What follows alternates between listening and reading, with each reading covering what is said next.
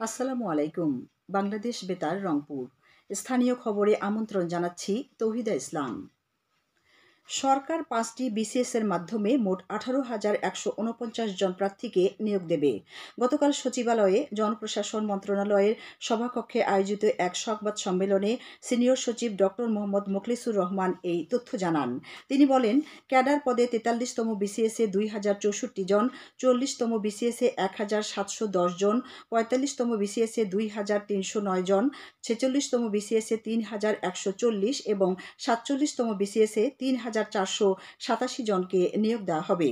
এছাড়া non cadre পদে ৪৩তম BCS থেকে ৬৪২ জন, ৪০তম বিসিএস থেকে ১,৭৯১ জন, ৪৫তম বিসিএস থেকে ১,৫৭০, ৪৬তম বিসিএস থেকে ১,১১১ জন, ৪৭তম বিসিএস থেকে ৩২৫ জন সহ ক্যাডার ও নন ক্যাডার পদে মোট ১৮,১৪৯ জনকে নিয়োগ দেওয়া হবে। জনপ্রশাসন মন্ত্রণালয়ের সিনিয়র সচিব বলেন, প্রশাসনে ১৫ বছরের একটা জঞ্জাল ছিল।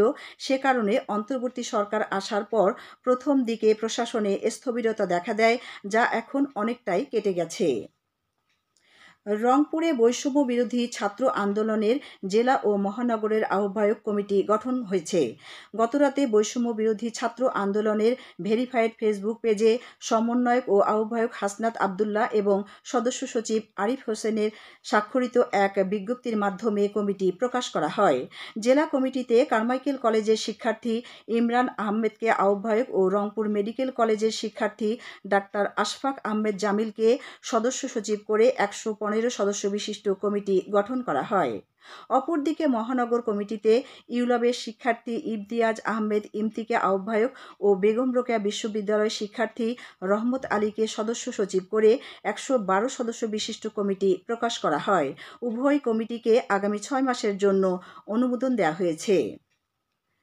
বৈষম্য বিরোধী ছাত্র জনতার আন্দোলনে গুলিবিদ্ধ হয়ে নিহত কলেজ শিক্ষার্থী শহীদ রীতা আক্তারের পরিবারের সাথে জয়পুরহাটের ডেপুটি কমিশনার আফরোজা আক্তার চৌধুরী সৌজন্য সাক্ষাৎ এবং আর্থিক সহায়তা সহ বিভিন্ন উপহার সামগ্রী প্রদান করেছেন।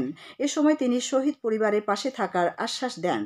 বৈষম্য বিরোধী ছাত্র আন্দোলন চলাকালে গত ৫ই আগস্ট সকাল 11:30টার দিকে ঢাকার মিরপুর এলাকায় ওভারব্রিজের নিচে পুলিশের গুলিতে মাথায় গুলিবিদ্ধ হয়ে কলেজ শিক্ষার্থী রীতা আক্তার প্রাণ হারায়। রংপুরে আগামী বুধবার বিকেল থেকে মহানগরীর নিউ জুম্মাপাড়া আমাশু কুকরুল ঈদগাহ মাঠে ৩ দিনব্যাপী ইজতেমা শুরু হবে। আগামী শুক্রবার আখেরি মোনাজাতের মধ্য দিয়ে এই ইজতেমা শেষ হবে। ইতিমধ্যে সকল প্রস্তুতি সম্পন্ন হয়েছে। উল্লেখ্য, ২০১০ সাল থেকে রংপুরে এই ইজতেমা অনুষ্ঠিত হয়ে আসছে। এবারে নবমবারের মতো ইজতেমার আয়োজন করা হয়েছে।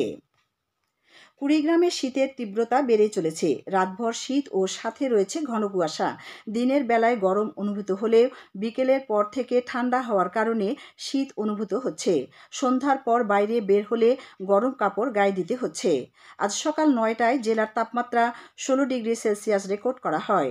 রাজারহাট কৃষি আবহাওয়া পর্যবেক্ষণাগারের ভারপ্রাপ্ত কর্মকর্তা সুবল চন্দ্র সরকার জানান, গত কয়েকদিন ধরে জেলার তাপমাত্রা নিম্নমুখী হয়ে আসছে, তবে তাপমাত্রা আরও কমবে। তিনি বলেন, আগামী ২-১ দিনের মধ্যে এ জেলায় বৃষ্টিপাতের সম্ভাবনা রয়েছে। এরপর শীতের প্রকোপ আরও বাড়তে পারে। এদিকে ঘন কুয়াশার কারণে ভোর থেকে সূর্য ওঠা পর্যন্ত সব ধরনের যানবাহন হেডলাইট জ্বালিয়ে ধীর গতিতে সাবধানে চলাচল করছে। এখন শুনুন কৃষি সংবাদ। চলতি রবি মৌসুমে কৃষি প্রণোদনা কর্মসূচির আওতায় কুড়িগ্রামের চিলমারী উপজেলায় বিনামূল্যে কৃষকদের মধ্যে বীজ ও সার বিতরণ করা হয়েছে। গতকাল উপজেলা কৃষি অফিস চত্বরে এই বিতরণ কর্মসূচির উদ্বোধন করেন উপজেলা কৃষি অফিসার প্রণয় বিশন দাস।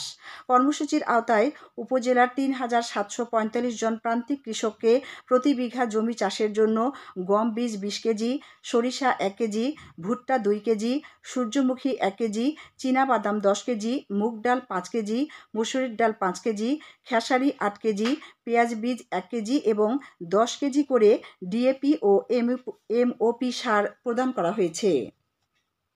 খেলার খবর ফুটবল। গাইবান্ধা সরকারি কলেজে আন্তঃবিভাগ ফুটবল টুর্নামেন্টের ফাইনালে ইসলামের ইতিহাস ও সংস্কৃতি বিভাগ চ্যাম্পিয়ন হয়েছে। গতকাল তারা ব্যবস্থাপনা বিভাগকে 2-0 গোলে পরাজিত করে এই গৌরব অর্জন করে।